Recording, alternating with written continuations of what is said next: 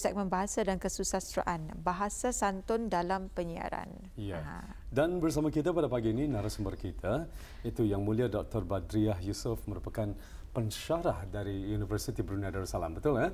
Assalamualaikum Puan. Waalaikumsalam warahmatullahi wabarakatuh. Ya, selamat datang kita ucapkan ke Rampai Pagi. Terima kasih kerana sudi menerima kehadiran saya di Alhamdulillah. di Rampai Pagi. Ya, Alhamdulillah. Jadi yang akan kita bawakan bahasa santun dalam penyiaran.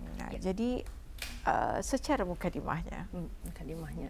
Saya rasa untuk memberi ruang pada lebih diskusi kemudian lebih baik saya terus saja ke definisi santun. Jadi apa yang dimaksudkan dengan santun di sini ialah jika saya boleh membawakan beberapa definisi, ia merupakan kata yang sesuai, kata-kata yang sesuai, yang bersopan santun. Kita ni pun tahu sudah berhemah, beradab dalam konteks Islamiknya, dan ia tidak menimbulkan konflik, sentiasa menjaga hati dan air muka pendengar. Jadi ada banyak elemen di sana. Satu, ia bersesuaian. Yang kedua, tidak menimbulkan konflik. Maksudnya supaya keadaan perbicaraan ataupun apa yang disampaikan dan diterima itu sentiasa berada dalam keadaan yang harmonis. Dan ketiga, ia menjaga hati dan air muka mendengar. Sebab itu dalam konteks Brunei ada istilah jangan meracak, kan? Sentiasa bersopan santun, berhemah, beradab. Maknanya kita ni kalau boleh tidak menyinggung perasaan itu. Jadi dalam konteks linguistik atau sains bahasa, apa yang dimaksudkan dengan kesantunan, bagaimana mencapai kesantunan, dan daripada perspektif atau dimensi mana kesantunan itu boleh dicapai. Okey. Kalau melihat pendapat Brown dan Levinson, antara tokoh terkemuka dalam bidang pragmatik, katanya kesantunan itu adalah usaha untuk mengurangkan tindakan ancaman muka. Face value. So macam dalam konteks bangsa Melayu, kita ni melihat jangan menjatuhkan air muka, jangan menimbulkan aib.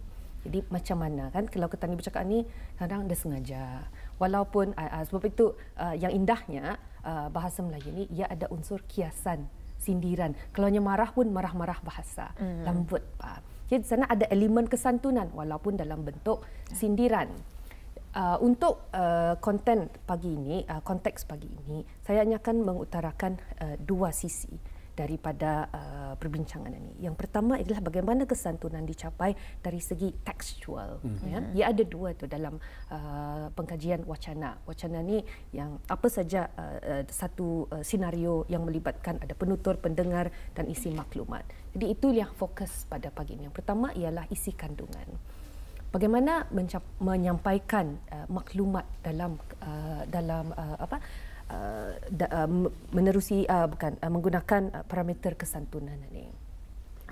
Yang pertama ialah jika kita melihat mengikut maksim kerjasama Grice, ya, antara tokoh terkemuka ialah Grice. Beliau mengutarakan ada 4 maksim utama. Yang pertama ialah disebut sebagai maksim quality. Yang kedua quantity, ketiga hubungan, keempat cara. Apa yang dimaksudkan dengan maksim quality ialah apa yang disampaikan ini perlu benar, ya, telus. Ya. Jadi alhamdulillah sebagai badan penyiaran yang berkaliber, kita ni ada tapisan-tapisan sudah. Kita ni ada SOP. Jadi alhamdulillah tidak ada masalah. Kalau kita ni cerita tentang dunia siber, ya, ranah kelima, tentunya tidak ada sukat-sukat.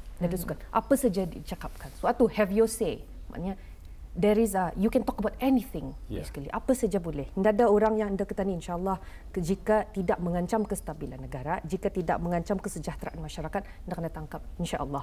Okey. Tetapi jika kita ni dalam badan penyiaran, ya alhamdulillah kita ni ada sudah garis pandu. Apa yang boleh dicakapkan, apa yang tidak boleh dicakapkan. Dan bagaimana perlu dicakap, ia hendaklah sentiasa berlandaskan misalnya kayu ukur Melayu Islam Bersatu. And that's a beautiful thing. Sebab kita ni ada sandaran sudah, Pak. Okey, itu maksim quality. Kemudian yang kedua maksim quantity. Maksim quantity ni yang diberitahu atau yang disampaikan ini, dan saya bercerita tentang konteks penyiaran ini, mana saja audio kah, visual kah, radio kah, television kah, kita ni cuma ni kah. Jadi tidak ada masalah. Jadi apa yang dimaksudkan berbalik semula maksim quantity itu ialah apa yang disampaikan perlu bertepatan dari segi kuantitinya. Jangan kurang, jangan lebih. Kalau salah, bagi tahu saja salah, jangan lagi ditokok tambah. Jadi ini pun alhamdulillah kita ni ada etika penyiar, ya. Kita pun lebih mahir alhamdulillah dalam radio apa sejauh ini tidak ada masalah. Tidak sampai orang terlampau tersinggung berhabis, Pak. Ada tersinggung atau anda boleh dikawalkan perasaan orang ni. Tetapi kita ni, bis kita pun sebagai penyiar, orang yang menyampaikan kepada audiens, mencuba sedaya upaya berdasarkan garis pandu yang dilakukan. Dan ini yang audiens dia perlu faham that you are trying your best already dan mengikut garis pandu itu. Tetapi of course seperti yang saya katakan tadi, tidak dapat dikawal kan. Itu maksim kuantiti. Yang ketiga ialah maksim hubungan atau relevance. Relevance ni maksudnya ia mesti terkini informasi itu. Boleh kita ni bercerita tentang apa yang berlaku pada zaman lampau, tetapi secara retrospektif. Maksudnya kita ni menjadikan di belakang itu sebagai tamsilan atau ibaratkah ataupun muhasabah. Ya, ada ni alhamdulillah ada penyiar yang misalnya bercerita pasal yang lampau teganya. Inda tah ia menunjukkan seolah-olah inda ada kurang peka dengan apa yang berlaku masa ini. Sebab itu selalu penting informasi terkini itu kan, breaking news. Inda juga akan dicakapkan itu yang 2 hari lepas. Alhamdulillah itu antara garis pandu kita ni kan. Kemudian yang keempat ialah maksim cara. Dan maksim cara ni dari segi konten apa yang disiarkan itu, ia ada urutannya. Ya ada, kalau dalam sains bahasanya ada tema, ada remanya. Apa yang ingin ditonjolkan? Misalnya yang ditonjolkan itu orang atau ejen. Jadi disabut tahiyah dulu. So audience boleh, oh okey, ia cakap pasal ni. Ini kadang-kadang setengah konten. Apa sebenarnya sebagai pendengar kan, sebagai audience, apa sebenarnya yang dicakapkan penyiar ni kan? Melalut saja, panjang, pusing kanan, pusing kiri, melalut. Yes, bahasa kasarnya kurang santunnya melalut. Tapi tidak semua, tetapi ada. Ya, dan perkara ini tidak disalahkan juga. Kadang-kadang tidak disalahkan juga arah penyiar itu. Saya tidak percaya salah satu pihak. Ya, kadang-kadang, ya saya said tadi, ia mencuba sudah kan, dan kemudian perkara ini memerlukan kemahiran. So itu ada beza penyiar yang sudah lama, penyiar yang sudah baru. Sebab penyiaran ini ia memerlukan, penyiar yang baik ia memerlukan dua, Pak. Satu bakat, ya. It doesn't matter yang mana awal, yang mana kemudian. Maaf, kadang-kadang terkeluar bahasa Inggeris ini. Seperti yang saya katakan, kita ni mencuba. Okay? Yang pertama diperlukan, bakat. Yang kedua pengetahuan. Dan kedua ni mesti sentiasa seimbang untuk menyampaikan secara baik. Kalau dari segi pengetahuan saja, tetapi kurang pendedahan, ia memerlukan masa. Dan untuk memerlukan masa ni, hanya satunya cara untuk catching up-nya orang putih ni is belajar dari yang sudah berpengalaman, rajin bertanya, sentiasa muhasabah, refleksi dan sentiasa ada diskusi atau interaksi secara kolaboratif. Bertanya, okey ke tidak? Tadi catatan, okey ke tidak? Perlu ada mentorship, perlu ada kepimpinan. Jadi perkara ini perlu untuk meningkatkan mutu penyiaran itu dari segi konten. Atau dari segi tekstual. Aspek kedua ialah hubungan interpersonal. Dan ia berkaitan tadi dengan saya cakapkan tadi tentang pengalaman dengan bakat ini. Hubungan interpersonal dalam dunia penyiaran ini boleh kita lihat dari dua segi. Satu, hubungan dengan audiens. Tidak kisah sama ada audio ataupun visual, TV ataupun radio, DJ ataupun penyiar selain daripada DJ, contohnya berita atau apa. Jadi tetapi kita ni ada garis pandu kan tadi, ada certain formality, ya, data tingkat formality. Jadi hubungan interpersonal dengan pendengar perlu dijaga. So itu saya selalu bercakap, alhamdulillah macam setengah rangkaian contohnya harmonika nasional berjaga batata susila tu. Sedangkan because they understand market itu berumur, orang yang mempunyai sensitivity yang lebih tinggi daripada misalnya pendengar yang okey mana saja, tidak kisah. Okay. Yang kedua adalah hubungan interpersonal dalam organisasi itu sendiri. Bagaimana kita ni menjaga keseimbangan antara ketua misalnya dengan yang diketuai, pemimpin dengan yang dipimpin. Kalau kita ni marah misalnya, arah ketua, macam mana perlu dizahirkan? Apa SOP-nya? Apa ketelusan yang perlu ada? Perlu ada ruang terbuka untuk membicarakan apa yang Ketani rasa perlu dipertingkatkan. Bukan semata-mata diberitahu aku nda puasa tiani, nda puasa tiani, nda puasa ni. Jadi kesantunan itu sudah nda ada. Jadi elemen orang Brunei, elemen orang Muslim atau Islam itu sudah tidak ada. Calak itu sudah kurang. Jadi perlu disediakan satu ruang diskusi untuk ketani dalam satu organisasi itu berbicara secara sehat. Dan yang kedua, sesama warga kerja. Okay, misalnya antara saya dengan Atul dengan Is, macam mana ketani berinteraksi?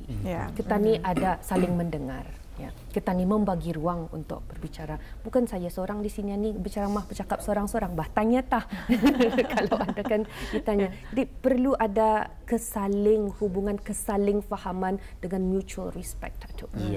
Baik puan, kadang-kadang berlaku ya. Sebenarnya poinnya sangat mudah sebetulnya. Tetapi kerana untuk membisaikan bahasa tersebut, jadi kiasan tersebut, ianya menjadi panjang dan ketani menunggu pun bilang serasa. Padahal poinnya very simple. Yes. So itu perlunya saya cakap tadi kan tu pengalaman dengan bakat itu, pengalaman dengan pengetahuan itu. Kadang-kadang melirik-lirik itu sebab ketani indah mau menyinggung bah. Kan tadi kalau habis kita nanti definisi ialah menjaga air muka tu. Untuk anda menyinggung panjang tiap pusing kanan, pusing kiri. Okey. Yang pertama perlu ketani acknowledge atau fahami hubungan itu. Quickly. Macam where am I here? Apa posisi saya selaku peserta tutor dalam ini? Apa hubungan itu? Kemudian dari sana, sebab ketani alhamdulillah ada calak tadi kebunan NMIB and whatnot itu, susun strategi macam mana. Kemudian little things macam adab ini kan, tolong, terima kasih, pertanyaan, kabar. Build a rapport. Rapport ini macam hubungan manusiawi. Tanyakan. Kadang-kadang ketani dalam satu organisasi, anda mau bertanya personal, pribadi. Sebenarnya untuk bertanya sejak apa kabar, that is not personal at all. Manusiawi, Pak. Kan? Very simple. Sama je dengan pendengar, apa kabar bis kita, apa ada pada harian ni. Kan itu sudah. Jadi kalau ketani membuat lawan tutur tu rasa selesa, jadi sudah we establish titik tolak kesantunan itu dari sana sudah.